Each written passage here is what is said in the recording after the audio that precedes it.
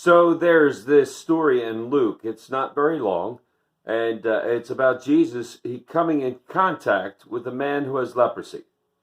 And this guy has it bad. Leprosy was a disease at that time that uh, affected the nerve endings in your body, and so it would numb your fingers and your toes and maybe the tip of your nose or your ears, and you could actually damage uh, your hands and feet and face in areas like that and not even know it. So you could stub your toe and maybe knock the end of your toe off, right? And your body would be covered in sores because of the leprosy. And because of that, infections could set in, right? And then no antibiotics back then. So, and it was very contagious, right? So this guy is in bad shape. Physically, he is covered in sores.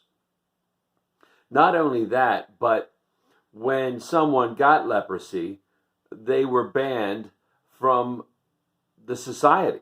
You had to leave. You could not stay in your home. You could not stay in your town any longer because of the contagious nature of the disease. You were an outcast. And as a matter of fact, if you came into close contact with others, you had to yell out, unclean, unclean. And of course, that would notify everyone in the area that a leper was coming into their midst. And Jesus meets this leper. He is covered in sores, and he falls on his face, and he sees Jesus, and he's like, Jesus, heal me. If you're willing, please heal me. And Jesus looks at him, and he's heartbroken, and he says, I am willing. Your faith has made you clean. And the man stands up, and the sores are gone. The leprosy is gone. And the only ones who could declare a leper clean from this disease were the priests. So Jesus says, I want you to go and show yourself to the priests.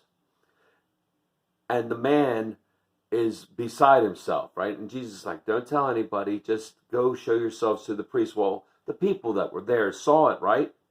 And Jesus' fame spreads as a healer. But here's the thing, only the priests were the ones that could declare him clean and restore his place in society, right? The people couldn't do it. Jesus could tell her, hey, I healed him, but only the priest could restore his place in society and take away that outcast smoke that just surrounded him, right? Jesus not only healed him physically, but he healed him emotionally and mentally and spiritually and socially. He restored him holistically as a human back into the society that he longed to be a part of. Jesus can do the same for us. He can restore us to where we need to be. All we need to do is say, if you're willing, and he usually is, right? May God continue to pour out his grace, mercy, and blessings on each and every one of us until we get to meet again. Amen? Amen.